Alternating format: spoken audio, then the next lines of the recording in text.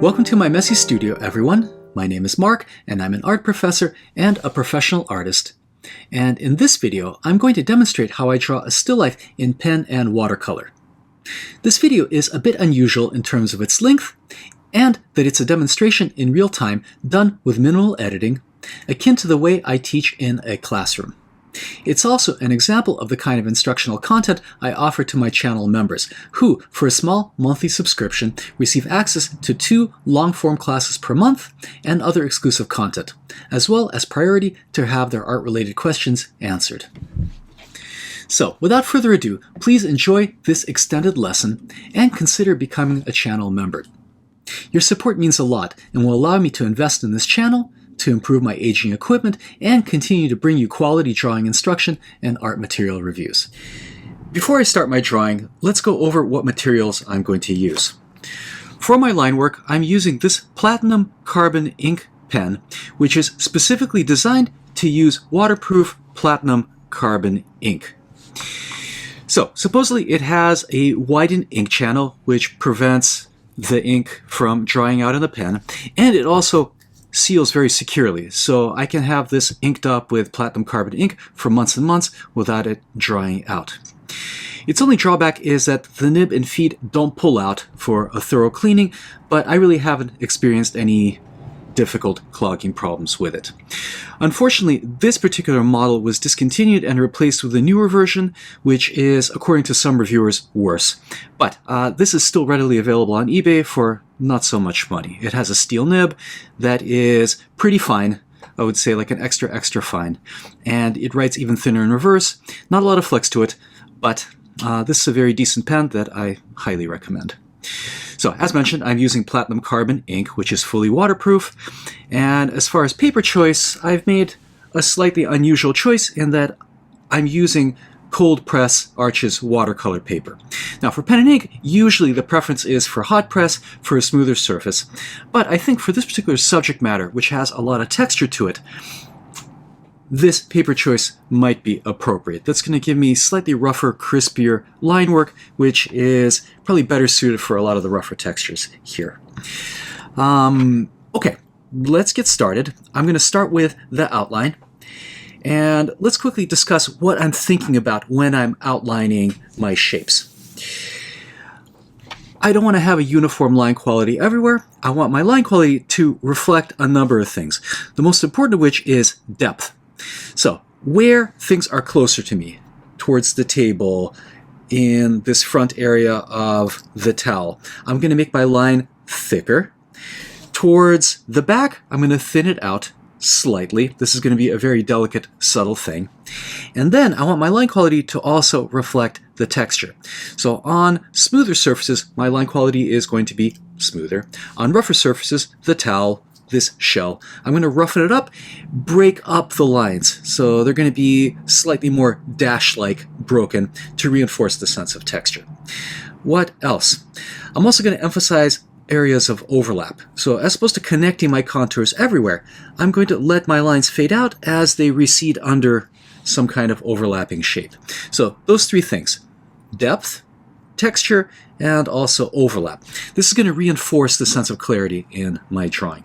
The main thing is not to put one even outline all the way around the drawing. This is partially a stylistic choice, of course. But if you vary your line, it gives more variety to it, and it makes the drawing more interesting. Varied lines that are thick, that are thin, that are broken, that are smooth, introduce variety to the drawing. And variety is an important element in making a drawing interesting. A flat outline is not only going to break the sense of depth, it's going to make the image more graphic, but flat outlines are less interesting. They're monotonous. Imagine a piece of music that is all the same volume all the way through. Well, that can be, unless you're doing some kind of dance, trance music, that can be a fairly boring piece of music. A piece of music that has a dynamic range to it, that speeds up, slows down, more interesting. So here we have a rougher texture where the cloth meets the vase. I broke up the line slightly. Here we have a broken texture, so I'm going to roughen up the line, make it more nervous, more squiggly. And then here, this part of the vase is slightly closer to us, so I'm going to make the line quality slightly heavier. This is one of the ways that you can use line quality to add visual interest to the drawing and also clarify. So here, the vase is getting farther away. I'm going to make the line quality just ever so slightly thinner. Maybe I'll reverse right here. So switch to the opposite side of the nib. That helps me put down a lighter line. I'm also breaking it ever so slightly. A lighter line that's broken recedes in space more effectively. And then, as we're working here, I'm going to thicken up the line slightly to indicate that we're dealing with the surfaces closer. Okay, for right now, that's pretty much all I'm going to do. Okay, I'm going to reinforce this breakage here with some textured, broken lines. Okay, let's not avoid the shell. It's going to be the most difficult thing. So I'm keeping in mind where things are farther away. So we're dealing with a rougher texture here, and I'm going to break up the line. I'm going to use reverse writing here. So thinner line here, broken. And I'm going to open up the contour. So that's going to accomplish two things. Give the sense that we're dealing with lots and lots of overlapping shapes, some kind of complex contour, and make it look like it's farther away. Your line should always be responsive. Right, so don't shut off your brain. This is not washing dishes where you can just kind of zone out. You're accomplishing some kind of super boring task. Always stay conscious, aware, respond to what's there all the way through the drawing. This is definitely not the time to zone out, nor is there a time to zone out when you're drawing. Right? No boring tasks. Okay, so still kind of working with a lighter line, a broken line, really looking at what's there, trying to be as accurate as possible. This is a very, very complicated shape. Okay, so here it's making contact with the towel. I'm going to break it up even more. And then here it's a smoother surface, the inside of the shell. All right, it's a smoother surface. Maybe the line here can start to thicken because it's getting closer to us. And it's also more flowing, less broken. We're dealing with a smoother surface here. Okay, here it's back to broken. You can see I deliberately chose two objects that are broken. The chipped piece here and the shell is been cracked. I don't know, just to create some kind of thematic relationship between the two objects. Okay, so here it's coming closer to us. So I'm maintaining that dashed line and thickening it slightly. Now, this pen has no flexibility to it. It is not a flex pen in any respect. However, there are other ways to create line variation, and one of them is to use softer paper. Particularly paper which has a number of other sheets underneath. So this is a watercolor block. It has a number of watercolor sheets underneath. When I press down with a pen, it digs into the paper fibers and creates a thicker line. That's one other way of creating line variation with a pen that doesn't really have the capacity for it. Now, all fountain pens to some extent, whether they're steel or gold, whether they're flex or not, do create line variation. Right? The tines spread slightly, but this is a way, even if I was using, I don't know, a felt tip or a ballpoint, right? This is an excellent way of creating line variation, just using the bounce, the softness, the give of the paper. And the great thing about that kind of line variation is that I can do it on a stroke in absolutely every direction. Right? With a flex pen, I have to only create line variation on the downstroke. Right? So I have to keep rotating the pen so that the tines align with the direction of the stroke. With this type of line variation, I have the freedom to press down on the upstroke, the side stroke, and it'll give me line variation without splitting the tines, without it scratching. Okay, so trying to break up the line quality here. I'm trying to be careful. There's a lot of detail here. Try not to get lost as I am lecturing, which can happen. Right, part of my attention is pulled away, trying to explain things. Okay, so closer here. Broken line quality. And then as we're going this way, I'm going to try to, as much as possible, lighten the line. Soften the lines here. Now I'm just outlining. I'm doing one task at a time. We'll get to rendering in a second once I outline everything. Okay, so I'm getting softer here. Let's see, hopefully I'm not getting lost. Okay, so 1, 2. Okay, so that's this one.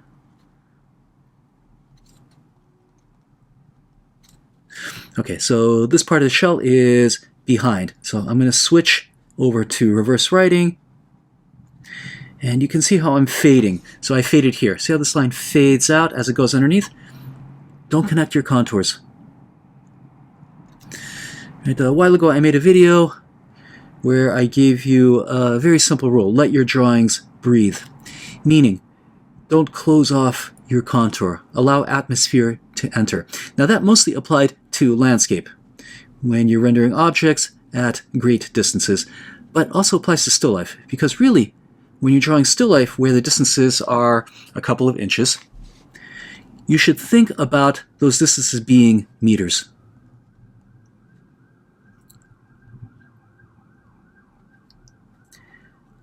Okay, so here we're starting to lighten the line. I'm going to break it up a little more.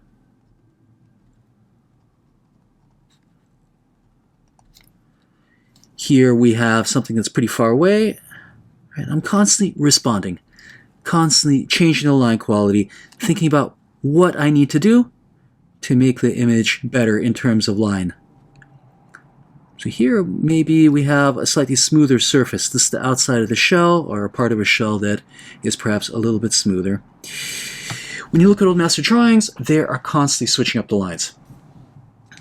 Smooth lines, broken lines, sometimes no lines at all, which is a really common trick where the artist in certain places will just rely on value alone, either on hatching or on wash, right? No lines.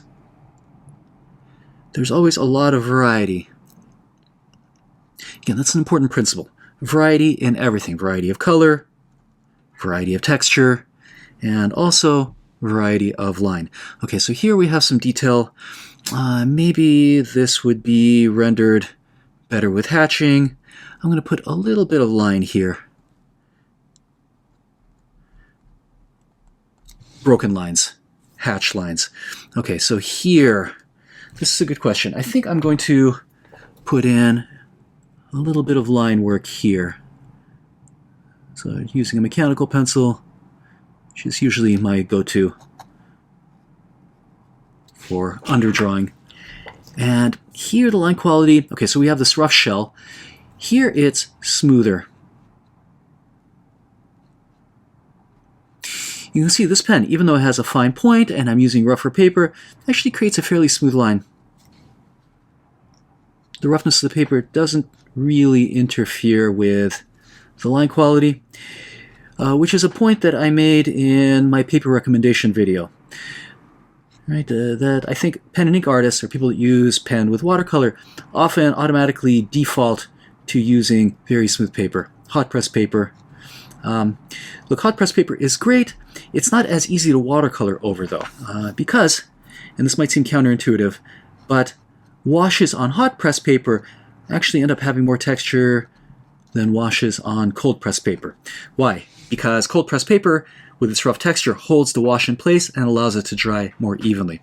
Whereas with hot press, as the paper dries, it has a tendency to move all over the place. So it's actually harder to control texture and create smoother textures on hot press paper than cold press paper. It's counterintuitive, but it is the case. Right? Experiment for yourself if you haven't done it. Okay, now, what about here? So here we have a slightly rougher paper towel. It's softer. I'm going to use lines that are thinner, a little more broken. As they come closer, thicker. So a slightly more broken line.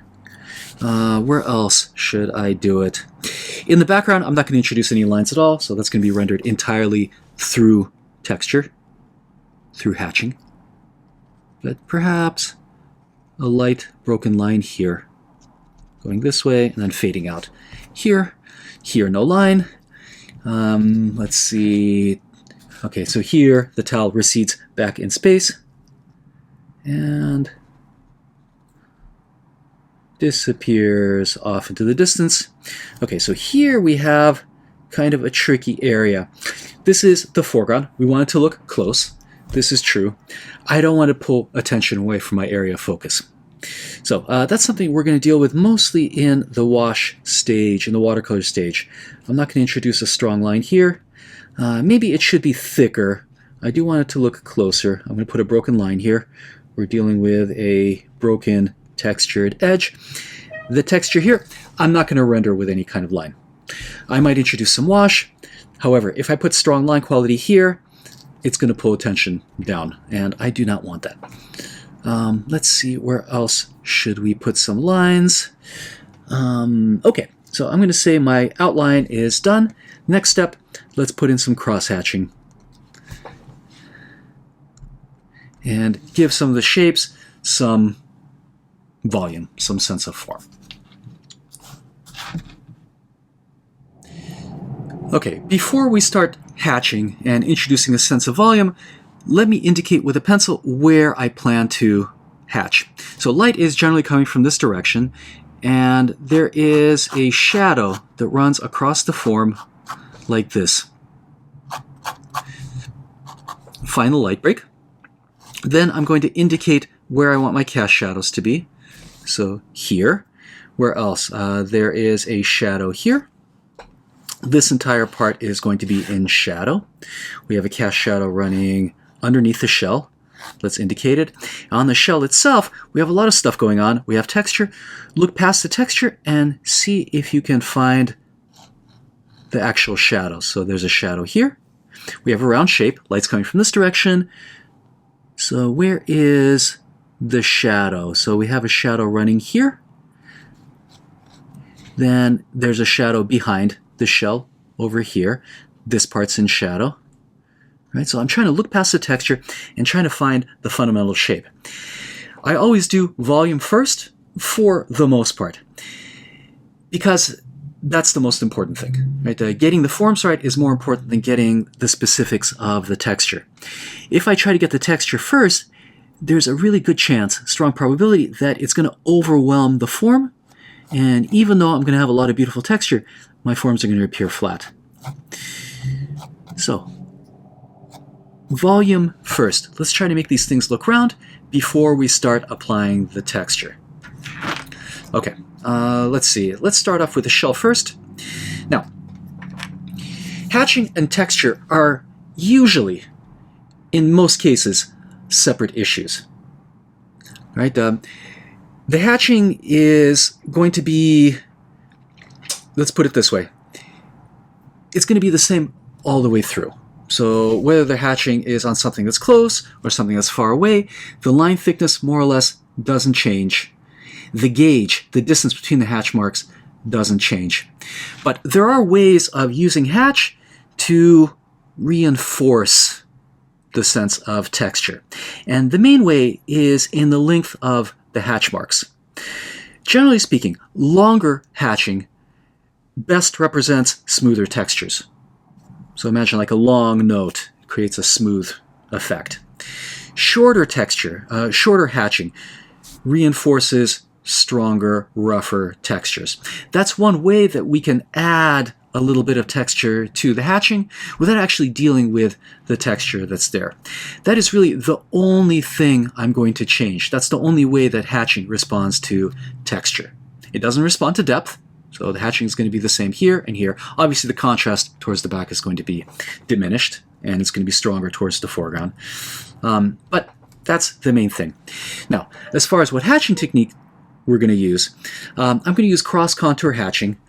I'm going to keep it relatively quiet because The plan here is for most of this drawing to be rendered in watercolor. So in this case, the line quality of the hatching is going to play more of a supporting role.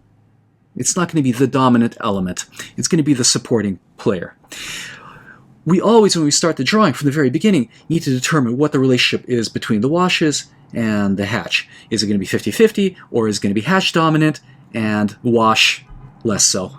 So mostly hatching, and the washes just, contribute to the color aspect. Or is it 50-50? Again, in this case, I think it might be more like 60-40, or maybe 80-20, 20% ink, and then the rest wash. Or we'll see what the exact balance is. But it's definitely going to be more wash dominant than ink. So I'm going to keep the hatching relatively light. I'm not going to go super, super dark. I'm going to use the washes to go darker if I need to. And once again, I'm going to think about whether I'm rendering something smooth or something rough. So let's start off with the inside of the shell. We're dealing with a smooth texture here, so I'm going to try as much as possible to use longer hatch marks. Now, usually, when I start cross contour hatching, I start off with a 45-degree angle or something close to it.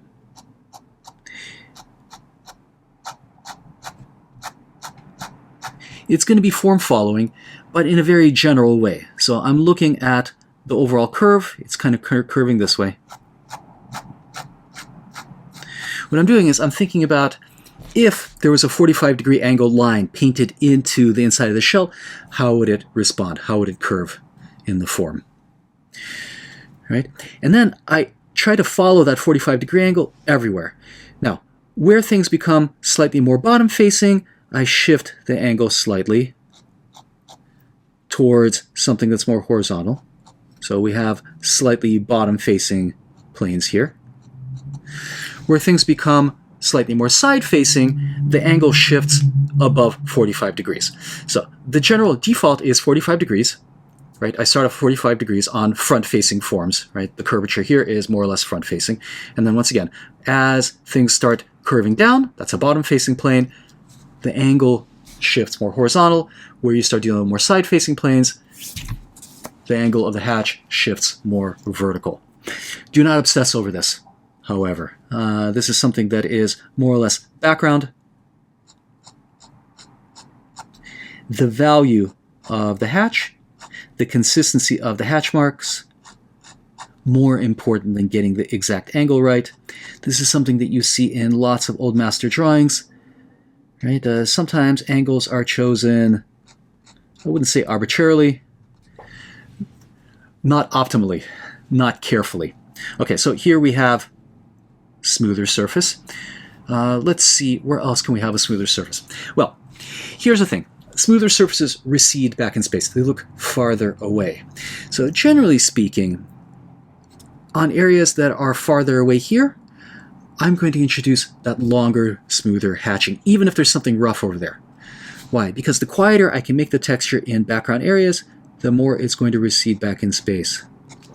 So here, in these areas where there needs to be more separation, boom, boom, boom. Okay, so there's this little divot here that I need to perhaps outline slightly. But here, I'm going to introduce a smoother texture. It's not smooth back there. It isn't. But I'm going to make it smooth. Hopefully that'll make it recede back in space. Okay, now so far I've been avoiding this stuff. It's difficult. It's complicated. Here I'm going to use a slightly more broken up hatch mark. This is not texture. This is under texture. So kind of like the equivalent of underpainting. So the hatch marks here are going to be shorter.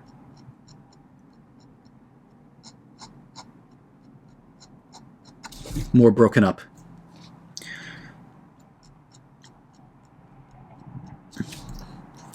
Gauge is the same.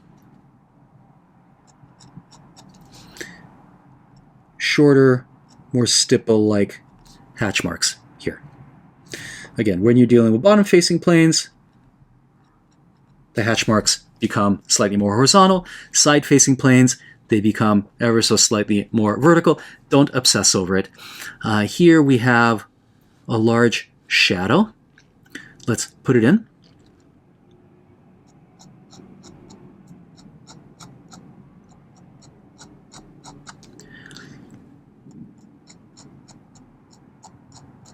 This is more top-facing, so you can see the angle I've selected is going to be ever slightly more horizontal.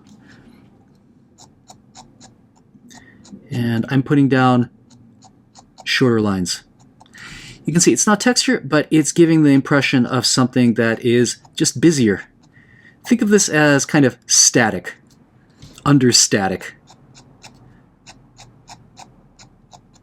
It creates a busier, noisier effect. The actual texture is going to go on top. We'll talk more about it later. That's going to be in the third step in this whole process, applying texture to stuff. This is an opportunity to sculpt the overall form and also introduce some sense that we're dealing with a busy, rough surface. It helps in this process, in this step, to blur your eyes slightly and think about the big forms. What kind of form is this? This is a sphere. Where is light coming from? In a sphere, where would the shadows be? All on this side. What kind of shadow transition will you have? They're going to be soft. They're going to be feathered. Your only objective here is to make this thing look round. Okay, so here we're starting to go into a side-facing plane. I'm trying to follow the form here. Slightly. Okay, all right, so let's put in a few details here. So here we have a form that is farther away. I'm not going to have a broken texture quite as much here.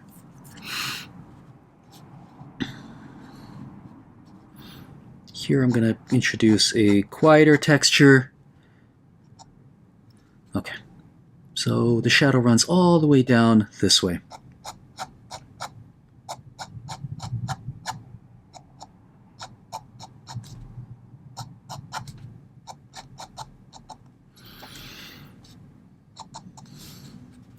Okay, so let's put in some shadows in between these horns.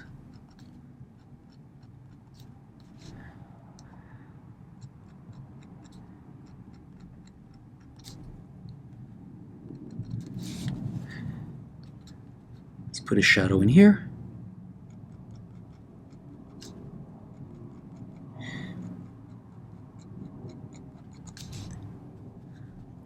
Not much of a shadow here. There is a little bit of a shadow on this side.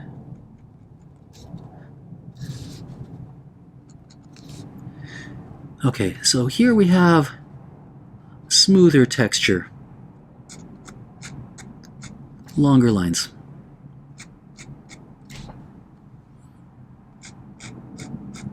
More continuous lines.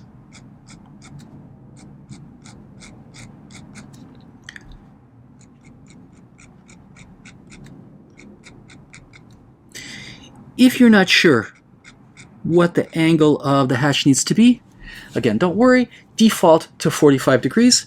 45 degrees is in the middle of everything, and the hatch marks will sit.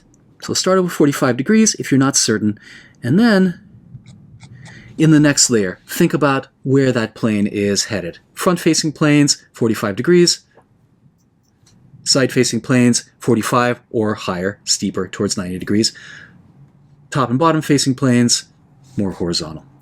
Okay, so that is layer one. Let's apply one more layer. Again, I don't want the hatching to be the dominant element, but I do want it there. So perhaps here I'm going to introduce a little bit of detail. So now I'm going to use a smaller line and carve into the form.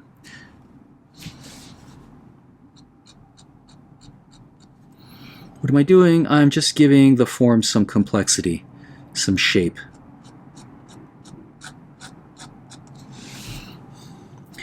Again, a lot of this stuff is going to be done with watercolor. Okay, so let's introduce slightly darker values here.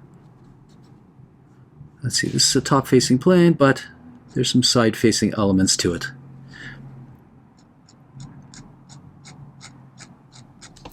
Again, this is not texture yet, this is all under texture.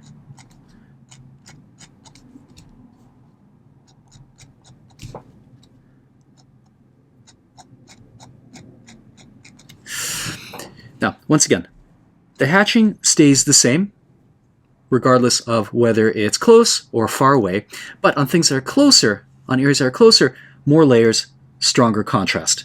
Right? So the shadows here should be stronger than the shadows here.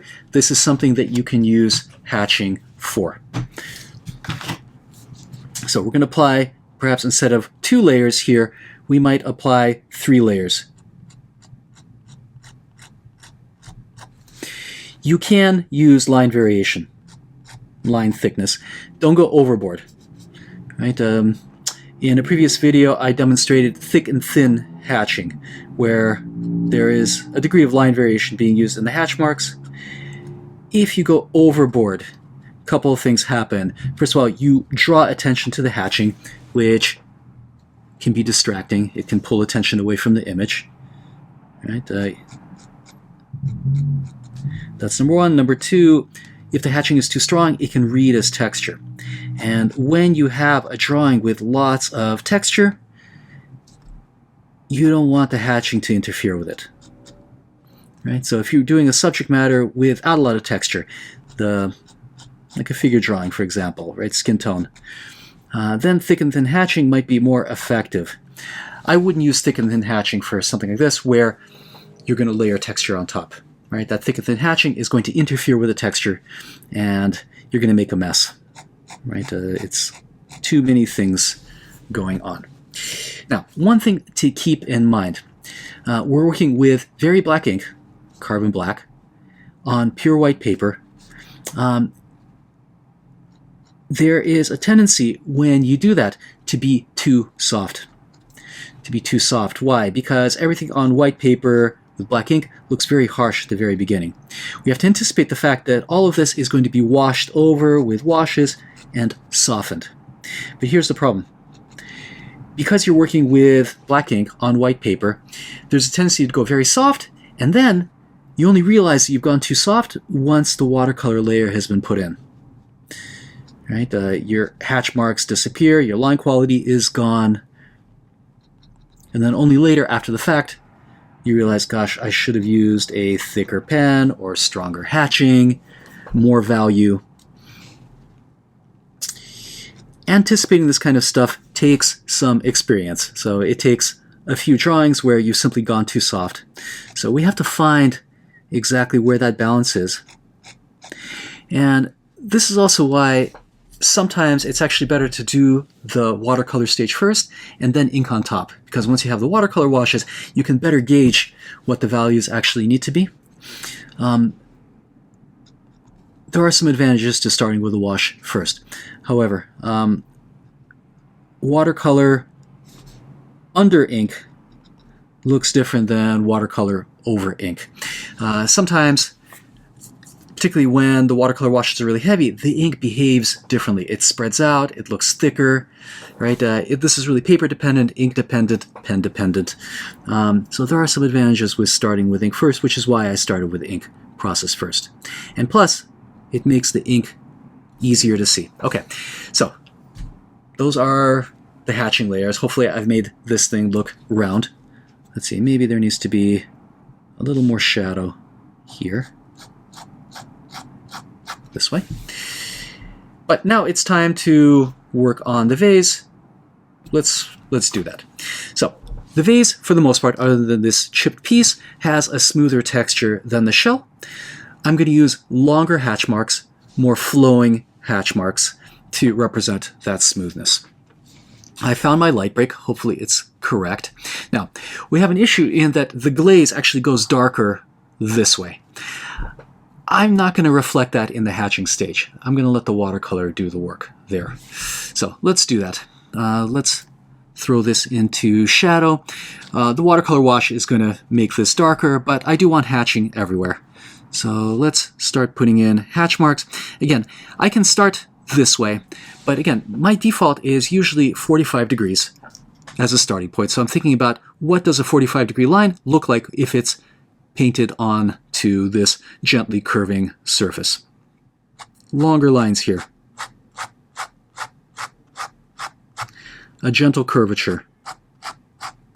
I'm trying to connect my patches of hatch together into long single groups.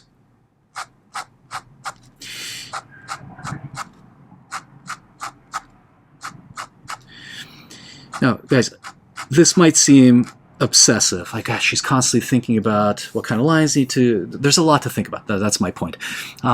This is all background stuff. Once you get to a certain level, you're not really thinking about this, right? It becomes more or less automatic, right? Obviously, right now, at this stage, when you guys are still learning this stuff, right, it might feel slightly overwhelming. Like, gosh, there's so much to think about. Yes, there is a lot to think about. Absolutely. But ultimately, this is not going to be overwhelming. A lot of this is going to be things that you do automatically, the responses that you make to different kinds of planes. It's going to be more automatic. Okay, so I'm going to fill in this entire area with something that is gently curving. I don't have to get a full range of value here. I don't. Right? Again, keep in mind that there's going to be a watercolor stage here. So if the hatching doesn't completely fill everything, that's okay.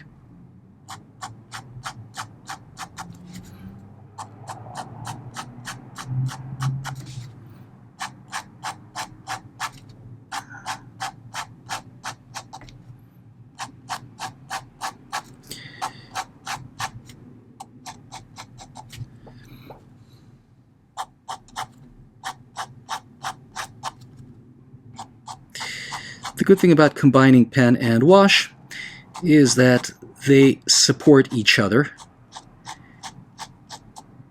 which means that neither stage has to be absolutely perfect, right? So if the hatching's not perfect, you can correct in the watercolor stage. If the watercolor stage is not perfect, the hatching makes up for it, right? This is really a combination. So yeah, there are some irregularities there. I left a space. Maybe I'll fill it in, but definitely it's not going to be quite as visible once I put in the washes. Don't freak out. It's going to be okay. All right, now, there is a darker value here. That's the core shadow. That is the essence of what makes this object feel three-dimensional. That I'm going to use the hatching to reinforce. So let's put down another angle. I'm going to choose, this is more of a front-facing area here. Right, so I'm going to choose an angle that's slightly more horizontal and start going in and putting in a core shadow.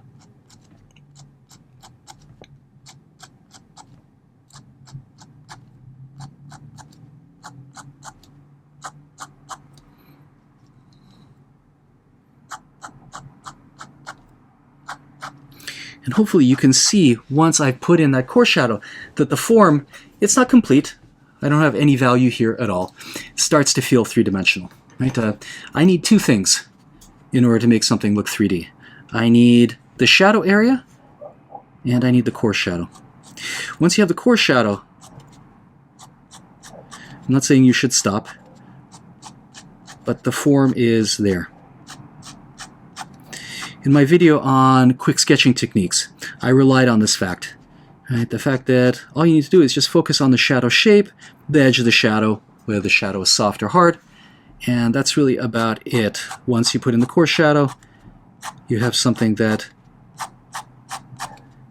is pretty convincingly three-dimensional. I don't need much else.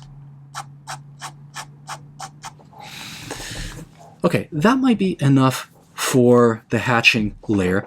Let's go a little bit darker here. Now, we're going to use wash to fill in that area anyway. But look, we have a side-facing plane. I'm going to use hatching to indicate that it's more side-facing here.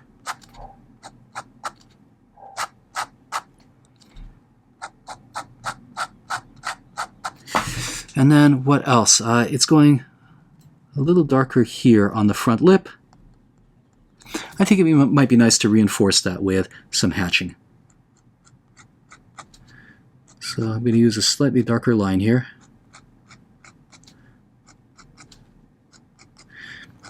I'm going to put a darker wash over this anyway, but just to get that front edge to go. Okay, what else? Well, we need some cast shadows, so we're missing cast shadows. Here we have a rougher texture. So I'm going to try to contrast smooth textures with rough textures. So here I'm going to start breaking up the hatch marks, but perhaps not quite as much as this, where the hatch marks are kind of little and pebbly. Here the hatch marks are going to be slightly longer, slightly more broken, kind of in between this and this.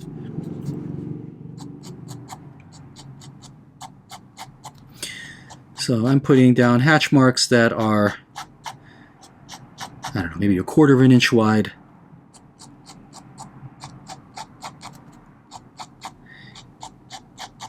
It creates a busier, noisier hatch pattern that better represents the roughness of the towel.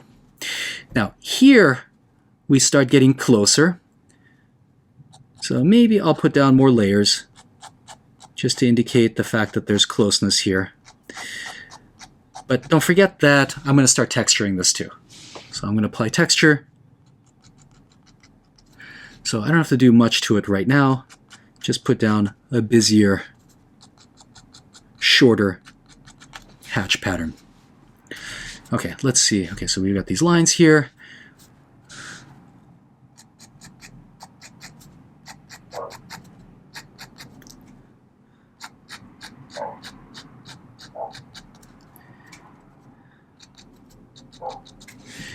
A little shadow underneath the shell, so maybe the line quality here could be slightly darker.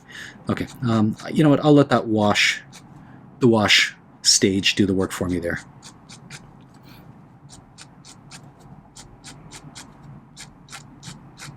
These are all top-facing planes. Okay, here we have a smooth table. So all of a sudden, the line quality is going to shift. So we're going to apply a very flat, long hatching layer.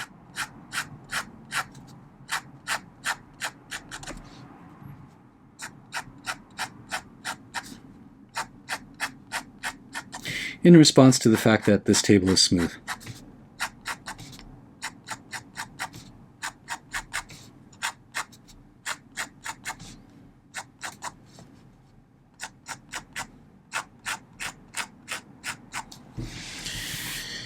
What else should I do at this stage? Okay, let's put a little bit more hatching here. Now, I have a choice. I could hatch in the background as well, or I can let it be the wash. So, what should I do? Well, why not? Let's hatch a little bit. Now, we have a rough texture back here, but rough textures look close. So that's the problem. If I put an equally sharp, equally strong, busy hatch texture back here, it's going to start pushing forward. So I think what I'm going to do is just treat the background only as value. So I'm going to pretend like this towel, which is the same texture as the towel here, I'm going to leave it the same, but I'm going to make the lines very, very smooth, or long, let's put it this way. Okay, let's do that. All right, so I'm going to put vertical hatching here. We're dealing with sort of side-facing planes here. I don't want a lot of detail. And one thing I'm going to do, for longer lines, sneak your fingers farther back.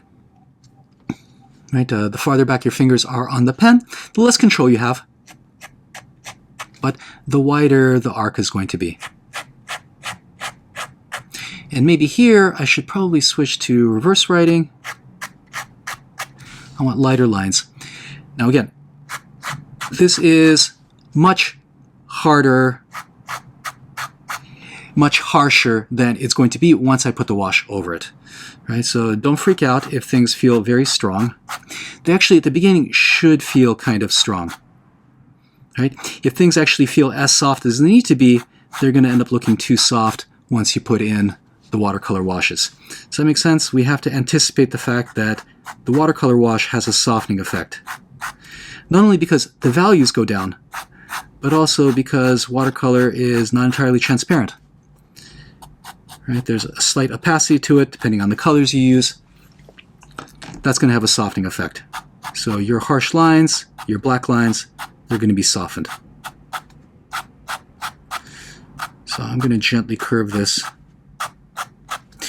One thing to avoid in background areas is strong overlaps. So I would rely more on single directional hatching in backgrounds. Why? It creates a softer texture. Back here, okay, I have to be careful. I don't want things to be too busy here. Let's just follow the direction of the curves of the folds here. Create something relatively soft. Okay, so we have a shadow here. I like the slight S-curve of this shadow.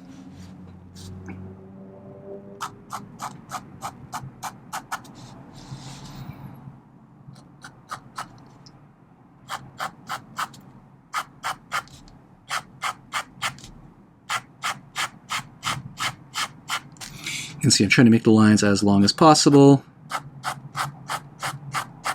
Using reverse writing. Reverse writing with this pen on this very rough paper is slightly scratchy, but I suspect for how fine the pen is, it would be scratchy on just about anything.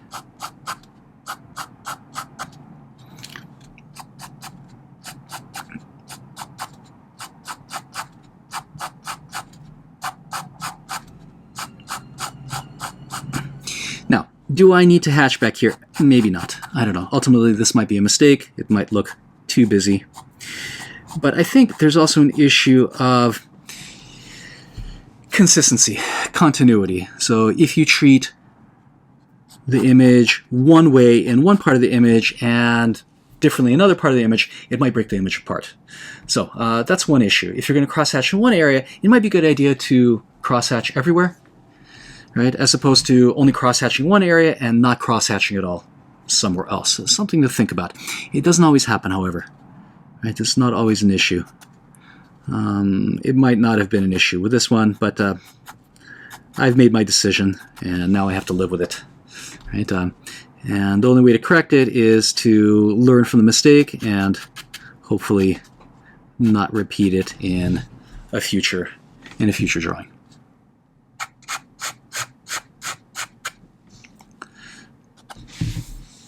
Okay, so where else should I introduce some light hatching in the background? Let's think about this. Okay, well, let's put it a little bit here. I like having a dark corner on one side.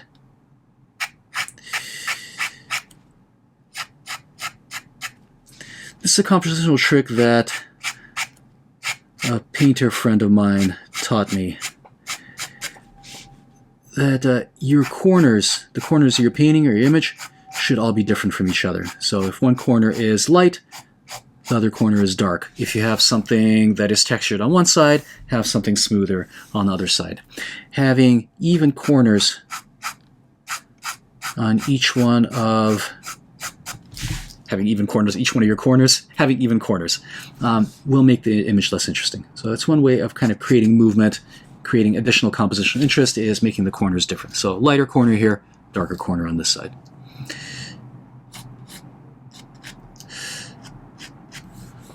It's an interesting compositional trick. I don't know if it applies to absolutely every kind of composition. I don't know. Something to think about. One additional thing to think about is if you didn't need any more things to consider.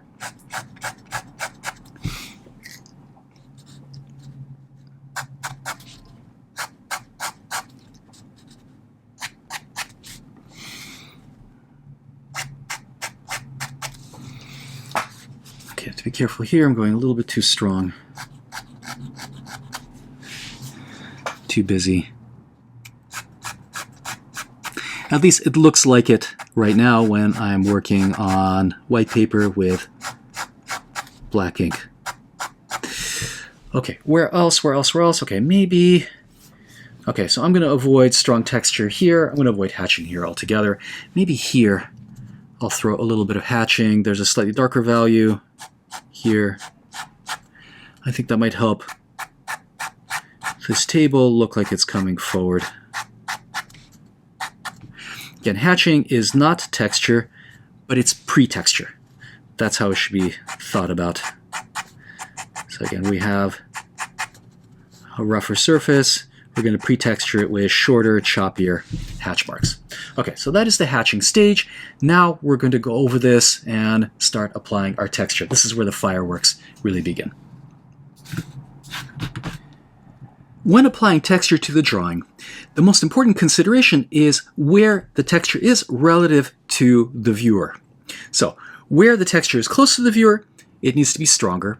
Where it's farther away, it needs to be softer. That is the most important consideration. And this applies to depth. It also applies to form. So, for example, on this shell, think about where it's farther from the viewer. Here, the texture needs to be softer. And where it's closer, the texture needs to be stronger. Even if I see stronger texture back here, I'm not going to render it that way. That's going to break the sense of volume. Texture is always subordinate to the overall volume of the object. Always, always, always. Right? The most important thing is to maintain the three-dimensional quality of the object and not let the texture overwhelm it. So let's start applying texture. Some of this can be done with watercolor, but I think in this case, I'm going to apply texture mostly with the pen.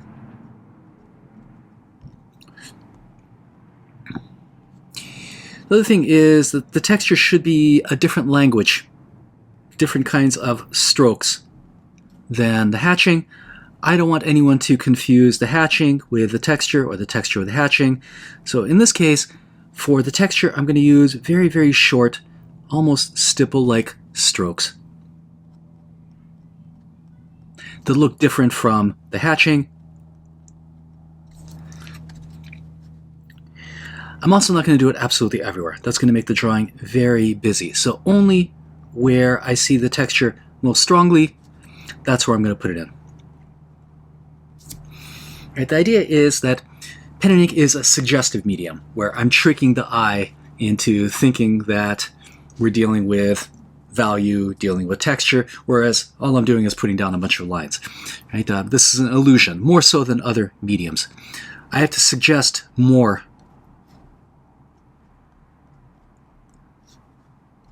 Right? So I'm suggesting detail that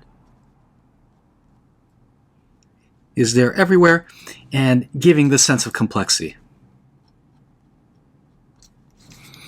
Okay, so here the texture is getting stronger. I'm using darker lines. The texture is more fused together. Right? This is not hatching, so the gauge doesn't have to stay consistent all the way through.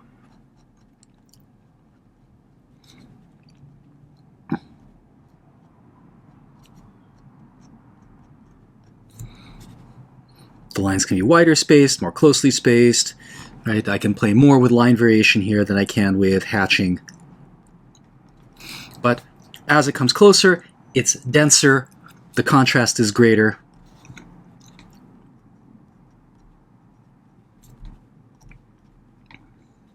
I think the great thing about the texture here is that it is form following. Right? Sometimes texture on an object goes in all kinds of different directions that will have a tendency to sabotage the form. So imagine that we have a texture that runs this way. Right? We have some kind of crescent-shaped texture that's going like this, that is going to sabotage the sense around us. In this case, it's almost cross-contouring the object. Okay, so here the texture starts getting softer because it's farther away.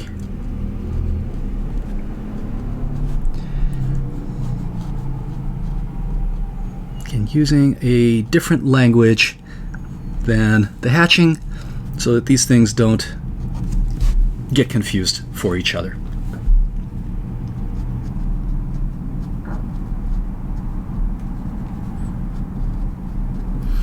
Okay, so here the texture is going to get stronger. Again, this might feel perhaps too harsh with this black ink on this very pure white paper, but hopefully once I've got some value there, it's not going to be quite so strong. And this is the hard thing. Your ink work actually at the beginning has to be stronger than you think it needs to be. Right, so don't worry about going darker. It ultimately will probably not be dark enough. You might have to go back into it with ink. It's not going to look quite the same.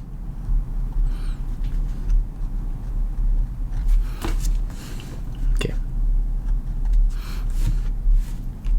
All right, so here, these areas are fairly smooth. Here we have a lot of strong texture.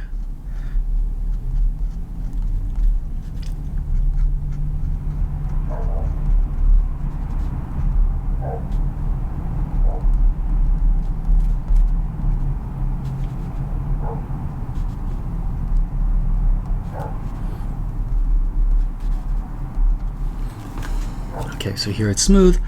Back here, keep the texture very light.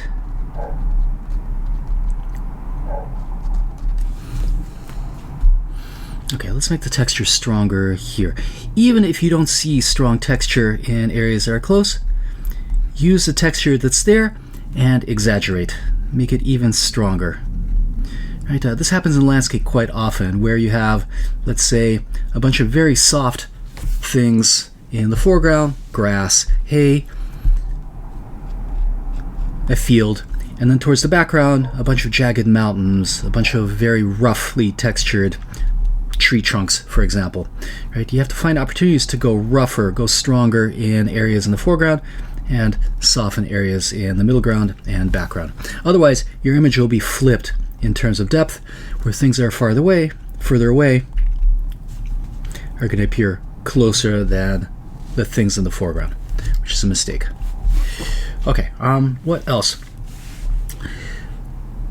Maybe I can introduce some wood grain here. That's going to help project the table forward. So we can do that. I'm going to use a different language though, longer lines. And then as we're going this way, lighter lines, softer lines, and then barely there, as if it's sort of fading off into the distance. Here, stronger lines. Now here, it's a little bit tricky. We're starting to get into the corner of the image. This is foreground. We have a rough texture here. Leave it alone. At least I'm going to leave it alone. I'm not going to introduce really strong texture here. This is outside the area of focus. So I might introduce texture with the washes. I think I'm just going to leave this more or less flat though. So I don't know, maybe a little bit of something here just to indicate the fact that there's some roundness here. You can hatch it, right? Nothing wrong with hatching that area. This might take some vertical hatching, for example. Now let's leave it alone altogether. I'm not going to bother with it. Now, this doesn't mean that you can't go back to hatching. So for example here, maybe I'll introduce a second layer of hatch. Reality is, when I'm not doing demos, I go back and forth. Right, I'm not quite as systematic. When you're learning how to do stuff, it helps to break things down to simple steps. Once you're comfortable doing this, the steps can be less systematic, less organized. So you go from hatching to texture, back to hatching again, right? Really, it pays to be systematic when you're learning how to do this stuff. Okay, so let's introduce just a little more hatching, texture. Some of the texture here could be a little stronger.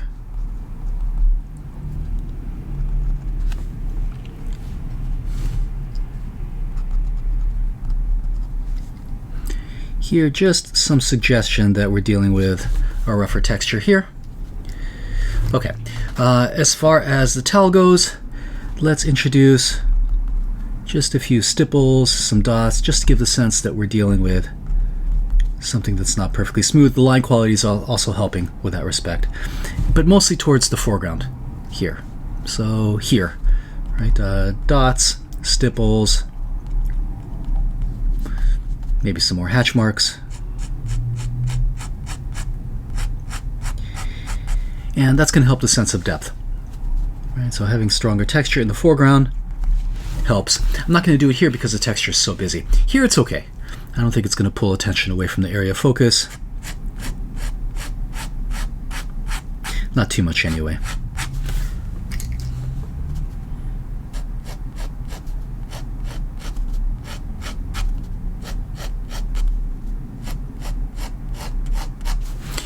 This I'm going to leave alone.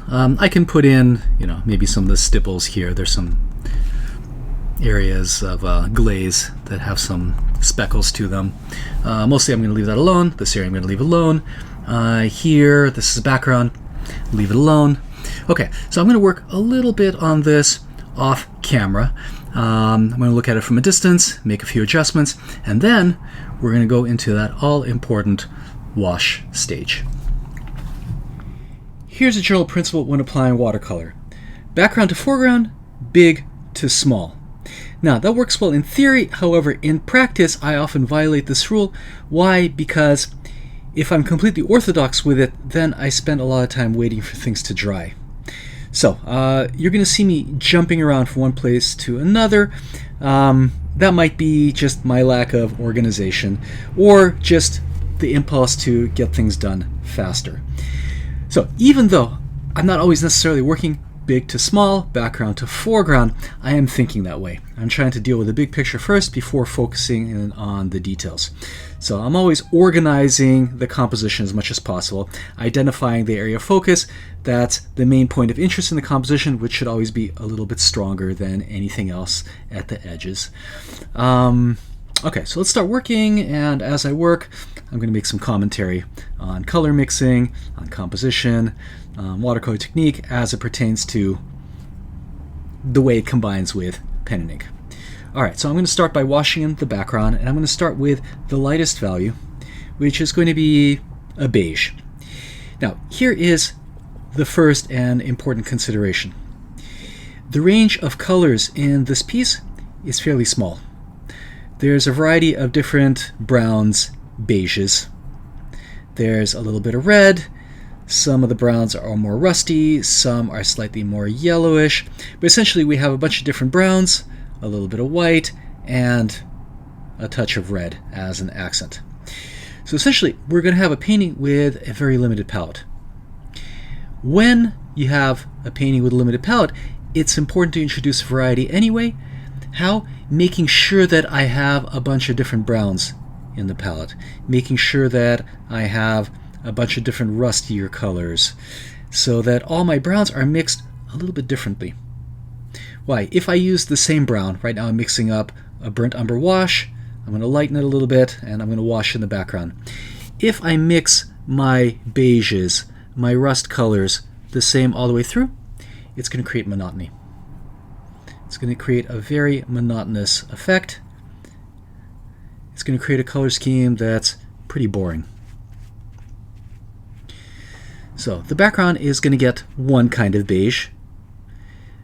The little vase is going to get colors that are mixed in a slightly different way. It's going to be slight. I'm not going to exaggerate anything. I'm not going to push the differences, though that is a possibility. That is something that you can do. What I'm going to do is just focus on perhaps pushing the differences a little bit and just making sure that every time I mix up a brown, I use different pigments. I use different combinations of pigments so that I have a lot of variety. Guys, this is an important principle that applies particularly well to landscape, because in landscape, boy, do we have a lot of greens. A lot of greens, a lot of blues, a lot of neutral colors. You mix all of your greens the same way, it makes the painting monotonous. However, if you use a bunch of different kinds of greens, if you mix your greens as opposed to relying too heavily on some kind of green pigment, it's going to create a color scheme that is more interesting. So here I'm using burnt umber, and then I'm graying out that burnt umber ever so slightly with some cobalt blue. For backgrounds, I tend to rely more on cobalt blue than ultramarine blue or other kinds of blues. Why? Because cobalt blue is naturally a slightly lighter pigment. It creates softer washes. It doesn't granulate quite as much as the very dark ultramarine or other kinds of blues. So the washes, the neutral colors you mix up with cobalt are going to have a tendency to be lighter. So that's my advice for backgrounds. Rely a little more on cobalt blue than other kinds of blue. It's going to give you softer mixtures. And then I'm also thinking about how this color transitions. So it's complicated. Light is passing through the cloth ever so slightly in some areas. But Here it's not only getting a little bit lighter, it's also becoming a little bit grayer. So I'm thinking about how that color is transitioning for the sake of color variety. Even though I don't have a big range of colors, I'm going to try to introduce a lot of variety. And a good, excellent example of this would be Picasso's Blue Period. Right? Paintings that are entirely blue. Yes, they're blue. Yes, they have a limited range of color. But if you look closely, the blue is mixed a lot of different ways. He's probably even using several different kinds of blue pigment. Perhaps ultramarine, perhaps Prussian blue. Not sure if phthalo was quite available at that time. It's a more modern blue. But a few different kinds of blues are being utilized. Okay, so while this is drying, this might be a good time to lay in some of the darker washes. I'm working wet into wet here.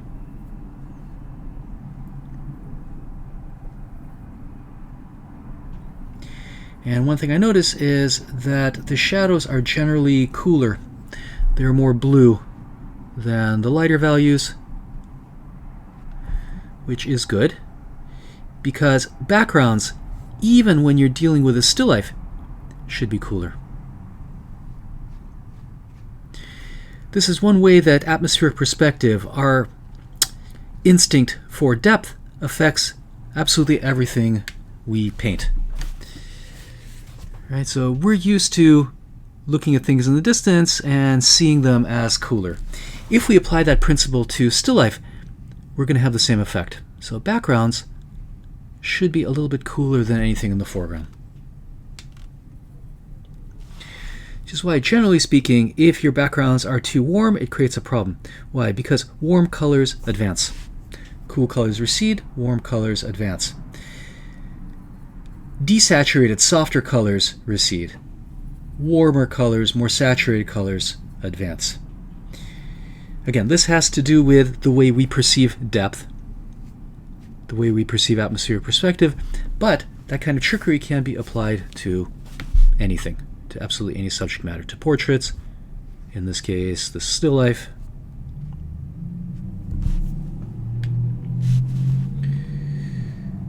So we're getting slightly irregular textures. That's okay. Right? I'm actually encouraging that because this cloth has some texture to it. I'm going to try to keep the texture relatively quiet. I don't want strong textures in the background. I don't want strong contrast either. And I'm trying to deal with larger areas of wash right now. There might be some additional detail there. Maybe. It's possible. But I'm going to try to keep things on the softer side. Not too much contrast. Generally speaking, cooler, less saturated colors, which we already have. By the way, this is also important when you set up. Right? So besides painting things cooler and softer, make sure that when you set up a still life, you actually have cooler, softer colors in your reference. Otherwise, it's going to require a lot of adjustments. And look, nothing wrong with adjusting your painting. This is something that I've touched on several times in my videos. Right? You can't be entirely faithful to the reference. That is a painting killer. Right? Being entirely faithful. When it comes to landscape, you have to force depth by simplifying the planes, making sure that the foreground, middle ground, background are separate and clear from each other, are distinct. However, finding a reference that actually has those very simple distinctions is going to make things easier, as opposed to working with a reference where you have to make lots and lots of adjustments to that effect.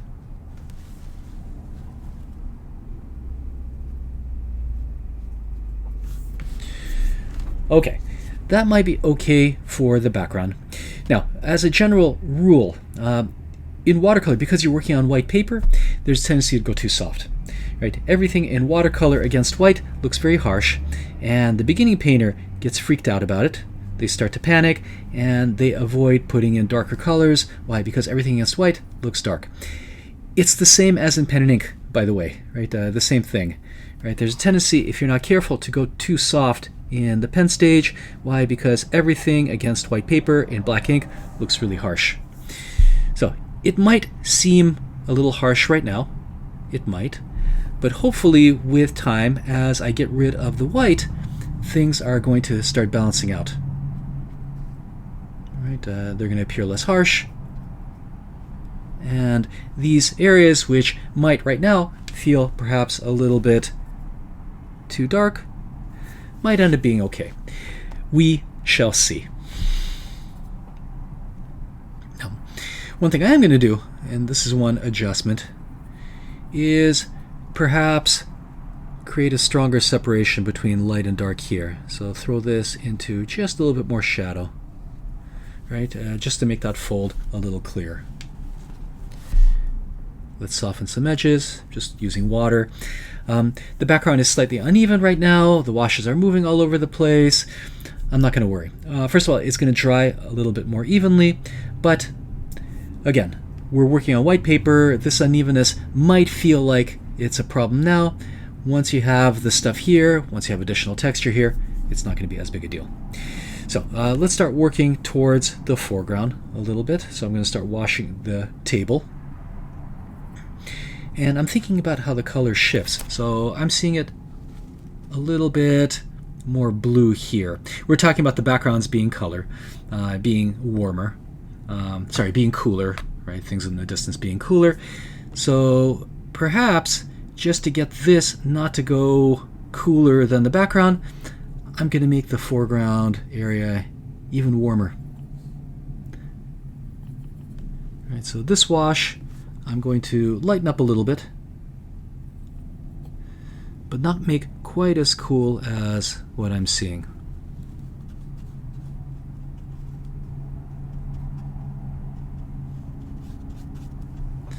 So let's wash over it a little bit.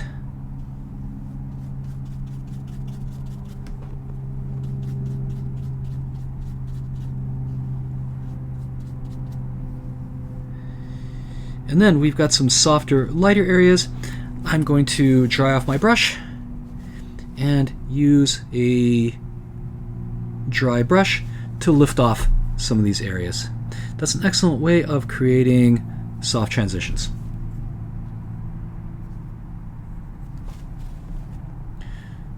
So good for cloth. This is really good for skin tone, creating not quite highlights, but just lighter values. Right, you can also use the paper towel for this purpose. So you can take a dry paper towel and run it against the edges of your objects while they're still wet, and it creates a slight soft lightning effect. All right. Now while this is still wet, let's put in some shadows.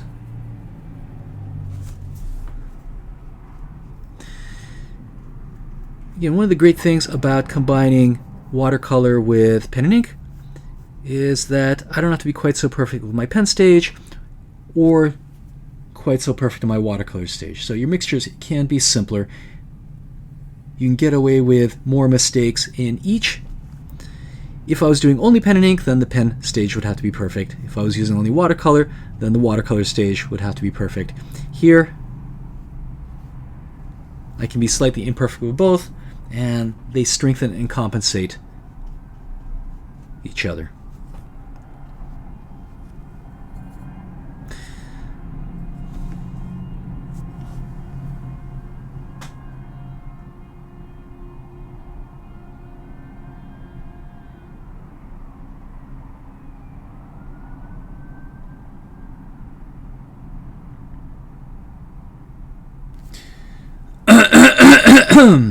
Okay, let's put in some stronger shadows here.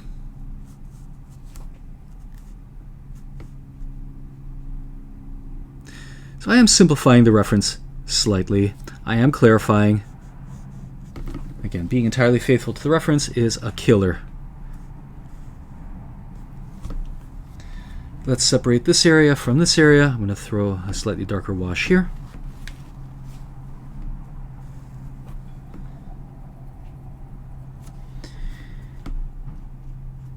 And I would say, generally speaking, as I work towards the foreground areas, I use less wet into wet mixing, put down a wash and work on it while it's wet, and more wet into dry, where I put down a wash, let it dry, then put down another wash, let it dry. Why? Because wet into wet creates softer washes, softer transitions. Wet into dry creates slightly sharper, crispier transitions. It's better for detail as well. Right? It creates a stronger texture without even trying. So in these areas, especially in the objects, we're going to be doing perhaps a touch more waiting for things to dry before we move to the next stage. Okay, this edge should be dry. Let's work on the table. Now, if you look at the table, something's happening here. The back of the table has a warmer color. The front of the table is lighter and cooler. In order to get a sense of depth, I'm actually going to flip things around. I'm going to keep the area here light. I'm not going to go warmer here. That's going to be a mistake, right? Warmer, more saturated colors, advance. Cooler, less saturated colors, recede. So if you have a situation where you have a very warm color, or you have a plane that is getting more saturated and warmer as it's going back, avoid doing that. So let's mix a different kind of brown. So here I was using burnt umber, cobalt blue, and here I'm going to switch to burnt sienna and ultramarine blue. Here's my ultramarine blue. And here I'm going to put down a cooler, darker color.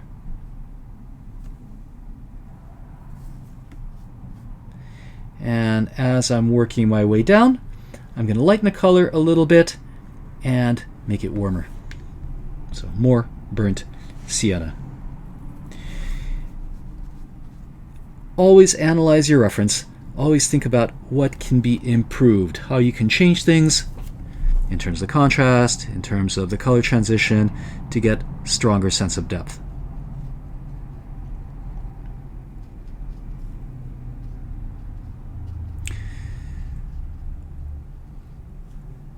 Okay, so I'm going to wait for this to dry because I want a sharper edge here to separate the top of the table and the front side.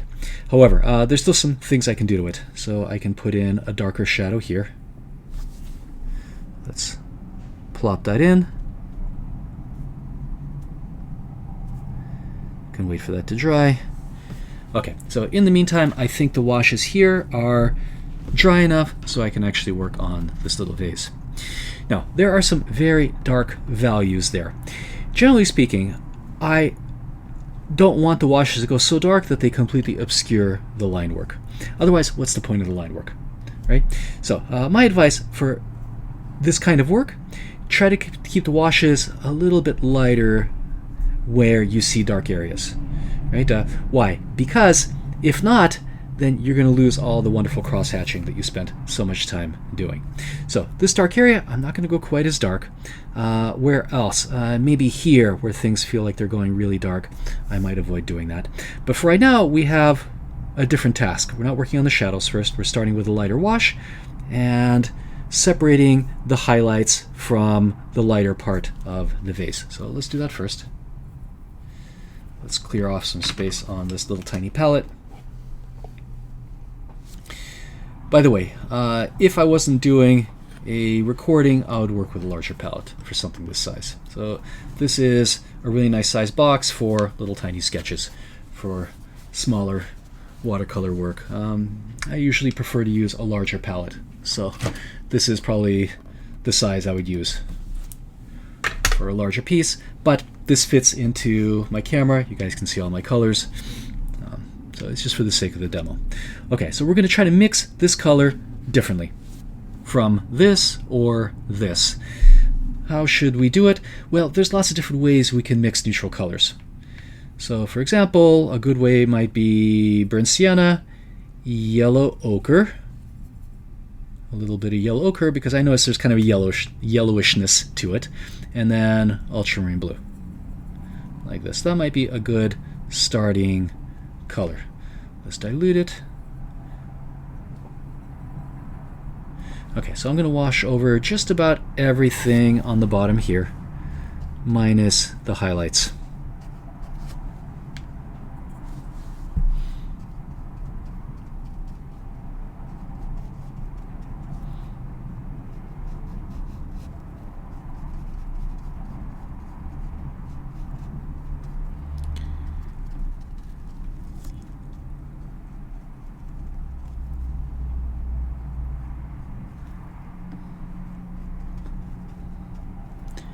Now the highlights have a little bit of blue to them. That's something I might wash over later.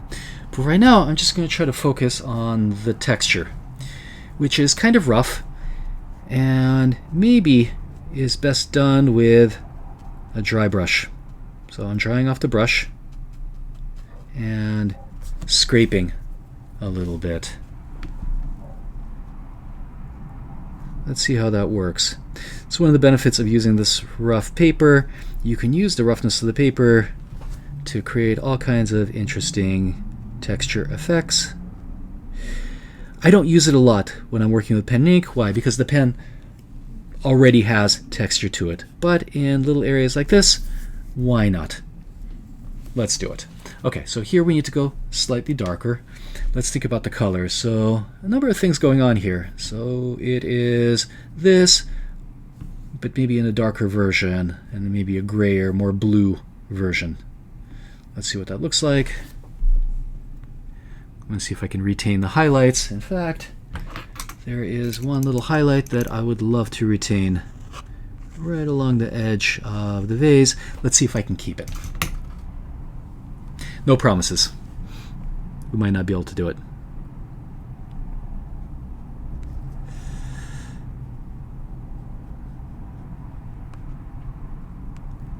Okay.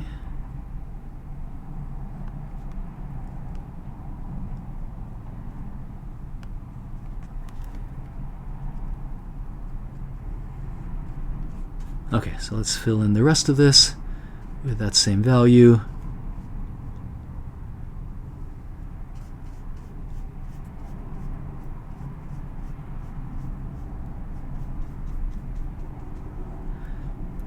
Okay, while this is wet, we can probably go a little bit darker.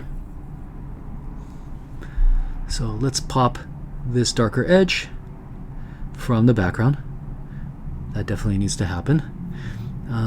Let's see, this I might need to wait until it dries. And then I have an option. So I can either wait. Let's get rid of this little blob of color that accidentally fell down here and here. Okay. Let's adjust the highlight a little bit. So what I was saying is I could wait for this to dry, apply a coat, or I can work on this while this is still wet. Let's try working on it while it's still wet. It's a riskier procedure. Things can get out of hand. But usually, if things work out well, you get more even results. So we have a cooler color here. It's darker and cooler. Here is the shadow. Like this. And then I'm going to let the wetness of the background do the work of the transition. We can maybe adjust a little bit, wash over it, just let it spread out. And then I can use a dry brush to lift off some of the wash here and get that little secondary reflected light. Let's do the same thing up here.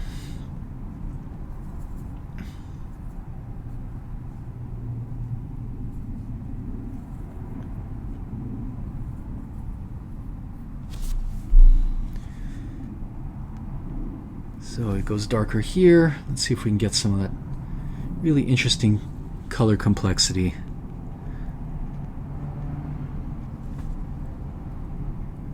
Here.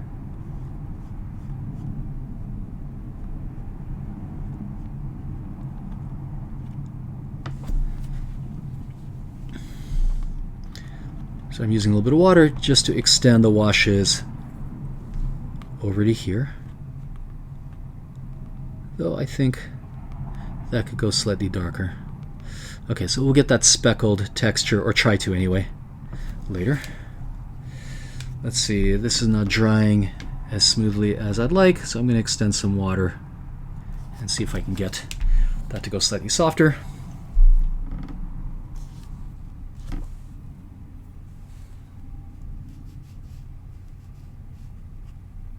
Okay, so let's wait for that to dry, and then we'll come back to it. We'll add some textures, we'll add a little bit more detail in the shadows. That definitely needs to go slightly darker. But in the meantime, let's work on the shell. So, the main thing, I already have the texture, so we're going to keep the washes relatively simple. just like I was keeping the washes fairly simple in this little vase. Mostly what I'm going to do is put in the color, the overall color of the shell, and make sure to leave some of those really bright areas, perhaps not pure white, but pretty close to it.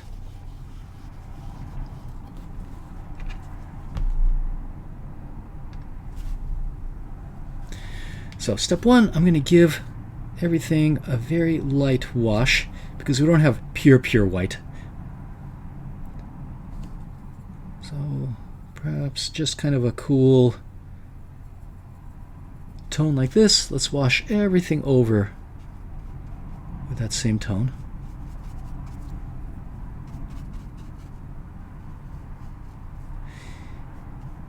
The inside of the shell has a slightly more blue, a cooler color, which we'll put in later. But while this is still wet, we can start putting in that shadow color. I'm going to use, in this case, burnt sienna and cobalt blue. Again, the idea being that I'm trying to mix my browns, my neutral colors, a bunch of different ways. I'm trying to introduce color variety to a piece with very limited color.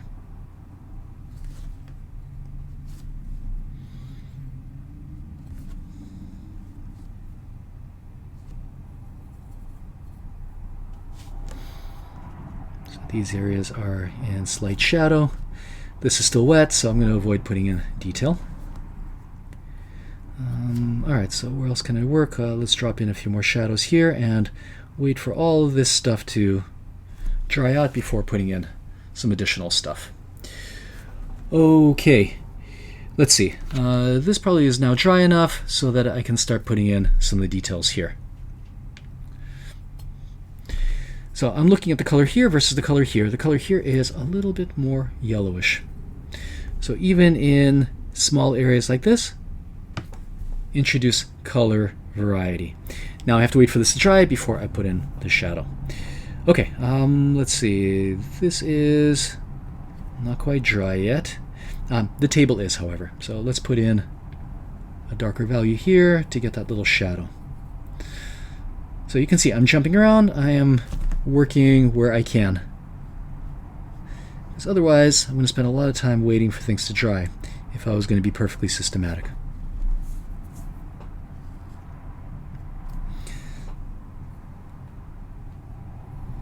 Okay, hopefully that wash is dry. Okay, I'm going to wait a little bit here. Let's put in this part. Now we have a very dark warm color here. We've got some strong contrast, strong texture. I'm going to make the color slightly warmer. Not too dark.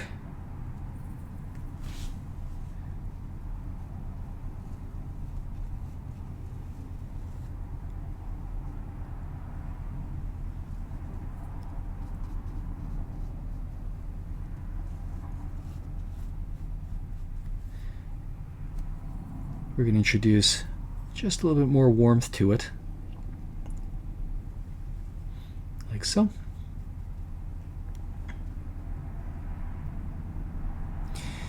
Let that dry and possibly even leave it alone.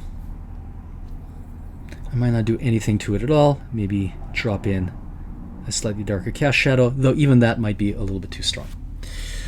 Okay, where else can we work? Okay, I think this vase is ready to go. So let's put in a darker value.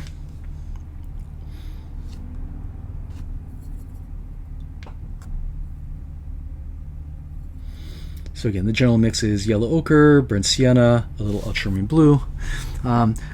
With these subjects where the color is uneven, I don't mix my colors evenly either. So leaving the colors ever so slightly unmixed mimics the randomness of the color, the natural color variation of this glaze. Okay, and then it's going darker here.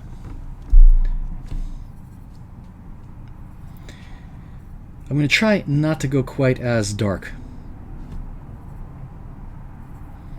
Hopefully I don't obscure the line work there. Not entirely anyway. Right, we should still be able to see just a little bit of it coming through.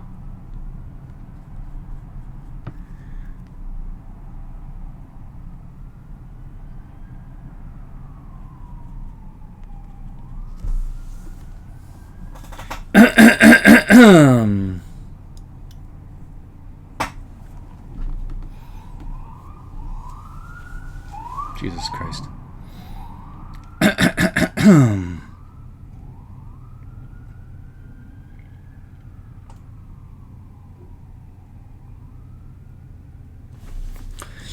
Okay, and while this is drying, let's work on the shell a little more.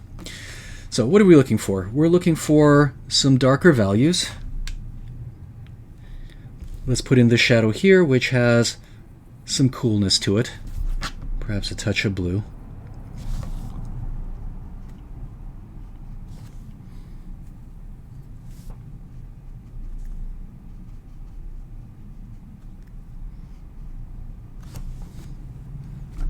Okay, we'll get this transition. Try to make it look as soft as possible. Okay, and then let's add some reinforcements of shadow. So to some of these forms.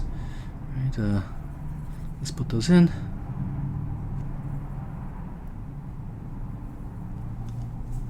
Make these areas stronger.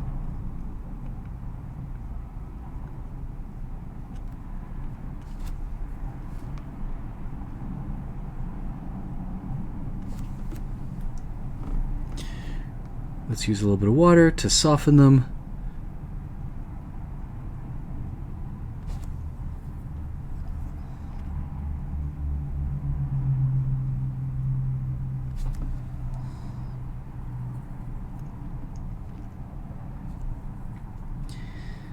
I'm constantly mixing and remixing the color, which I think is helpful. I think a lot of times the advice you get is to pre-mix a bunch of colors and use them everywhere. I think that's a mistake. Right? I think it's only through constantly remixing, looking, mixing again, that the colors become varied, interesting, and responsive to what's actually there. You mix up big piles of color, you're going to get a painting that is monotonous, where the colors repeat too much. Too much of the same color all the way through. Right? So even the slight variation you get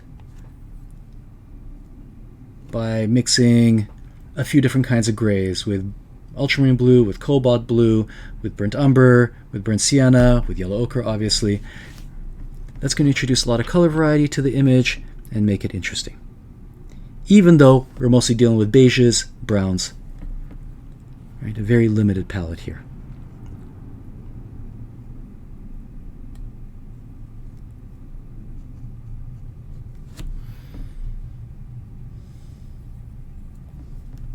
And I do this even with a very simple sketch. A work of art that takes me just a few minutes. If I can introduce some very specifically mixed colors, right, in the skin tone, in the shadows, if that color can be responsive to what's actually there, that's going to make for an interesting image. So that is really the trick. When you're doing small sketch work, treat it with the same respect as if you're doing something longer. It doesn't mean spend more time on it, it means just be equally subtle with your color decisions. Don't mix up one big color for the red dress, mix a few different reds. That little bit of extra attention to detail is going to make the image that much more compelling.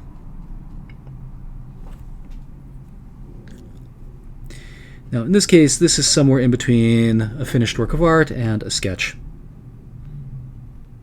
Right? I don't think I'm going to spend more than, I don't know, an hour altogether doing this piece.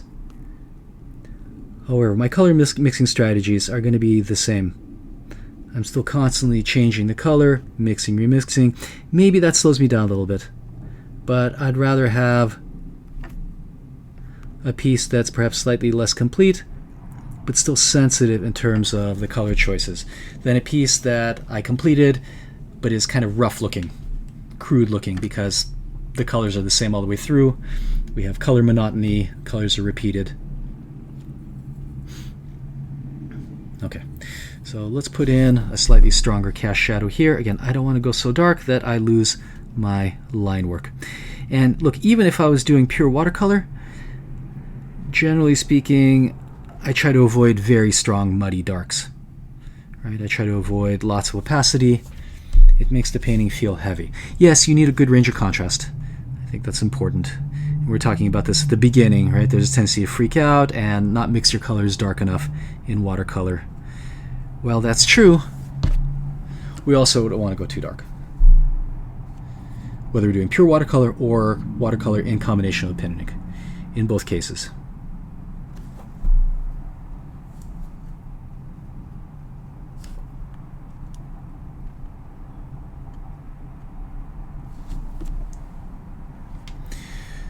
Okay, now this area does need a little bit more texture. I didn't use any pen there. I didn't want the foreground to be overwhelming, but I can introduce texture in the form of watercolor wash. All right, so I can just very gently suggest the fact that we're dealing with something rough-hewn. That's going to help push this area forward, make it feel slightly more complete. But because it doesn't have a lot of strong ink work, it's not going to pull attention downward.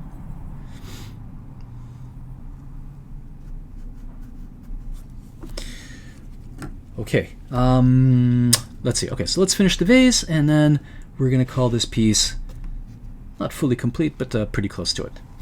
So let's put in some details. We have some shadows on the rim.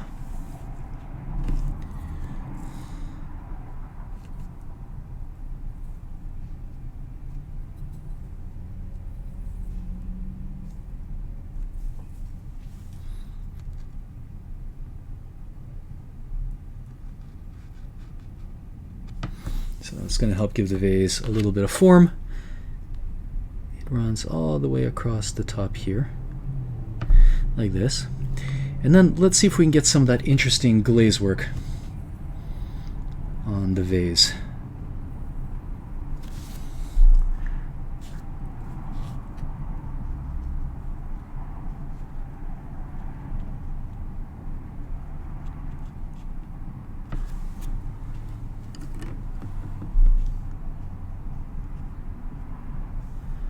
Okay, we've got some really pretty reflections there.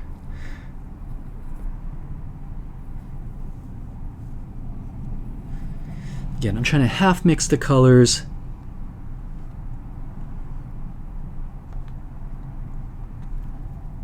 Let the watercolor do the work of creating color complexity just on its own. Right, we can even put in some texture in the form of little stubble, little dots. We'll wait until towards the end to do that, however. We'll wait for everything to dry.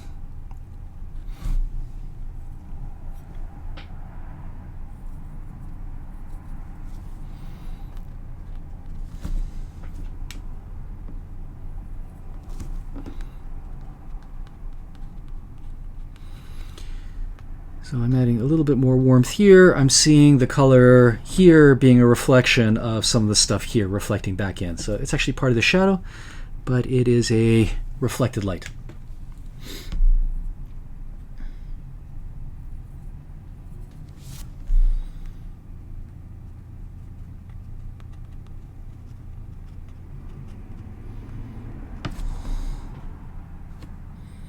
Again, trying to get some color complexity, avoiding making the colors too simple, even though this is a fairly short, more of a sketch than a painting.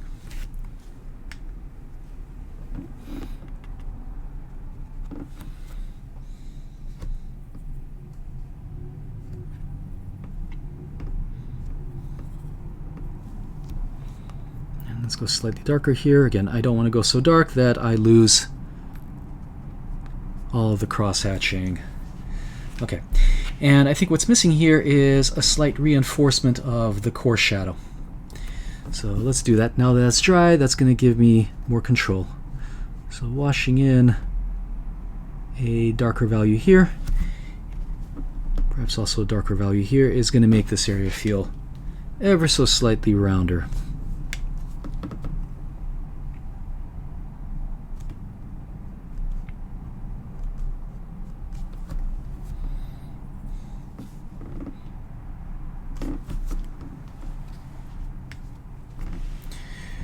Okay, let's take a look at what's missing. Okay, so we have the red stripes, which I'm going to put in. We'll talk about in a second.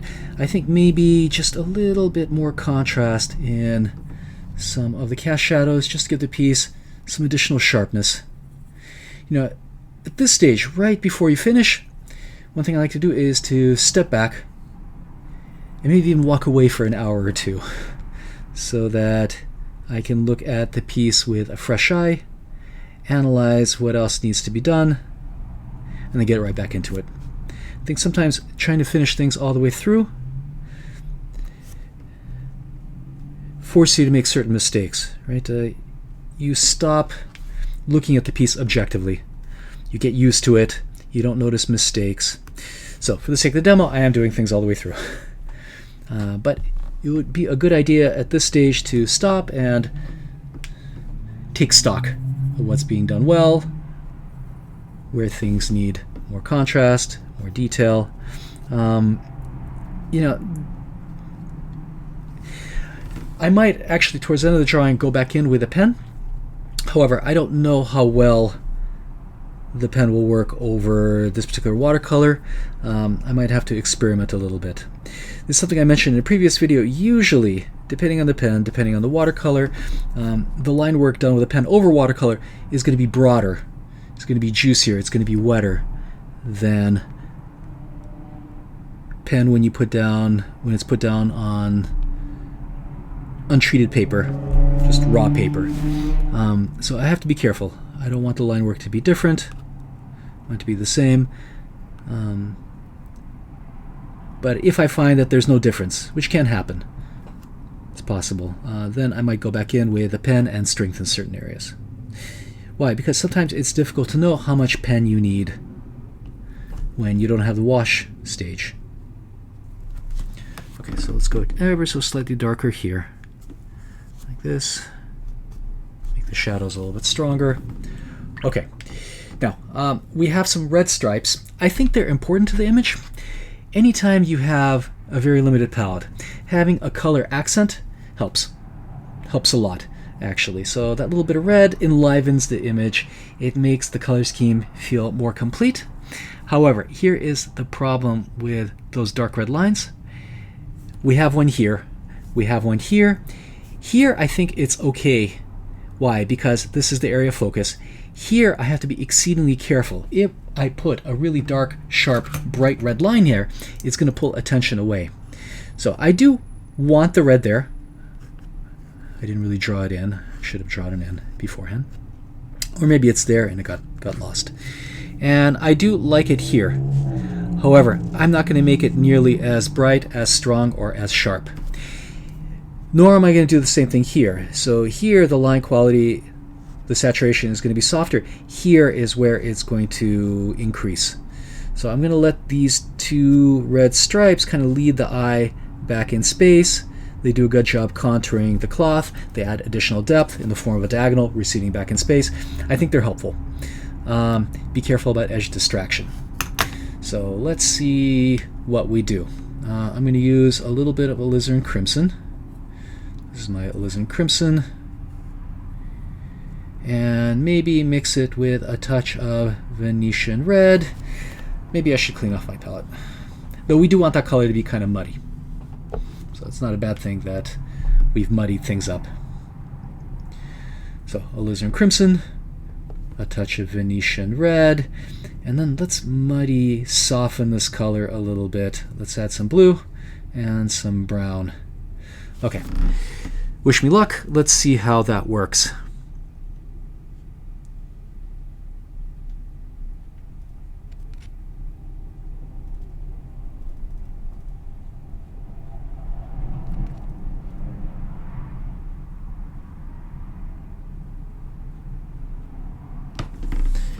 Okay, so far not too bad. It's not dragging the eye up there so far.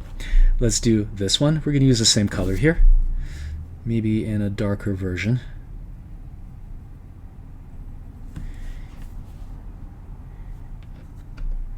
So let's put it in here. It's going narrower here, widening going this way. We have a little bit of additional space on this side of the composition. Maybe I should have cropped it. Well, hindsight is 20/20.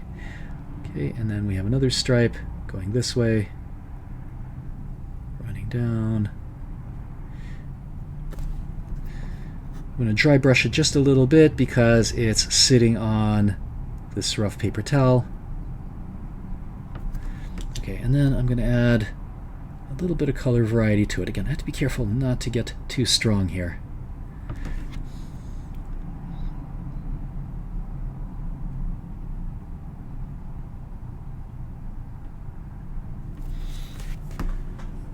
Okay, well, we've introduced some edge distraction here. Maybe this needs to be washed over with a darker wash, but I suspect that as soon as I start putting in a slightly brighter red here,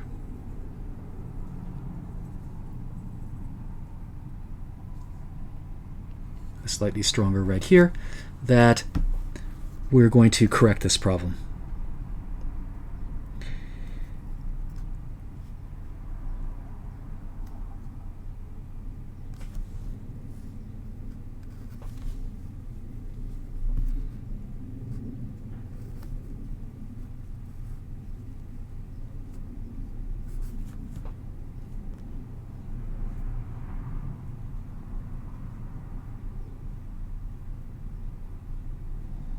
So introducing a little bit more texture here.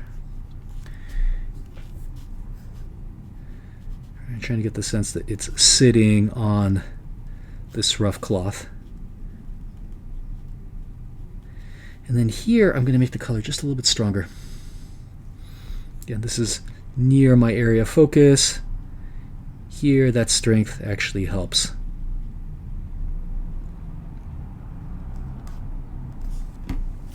Okay, so I think this helped the image.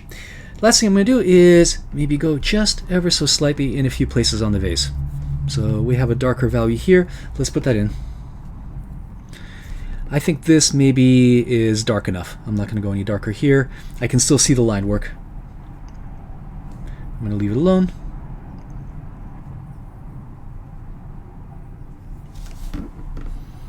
And now let's put in, we lost some of the sharpness of the glaze here.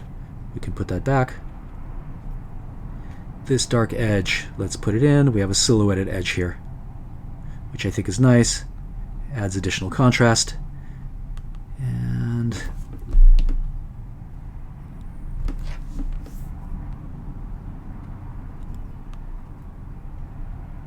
we're putting in this kind of dark textured line here. And hopefully it's going to dry a little bit lighter and give us just a little bit more pop.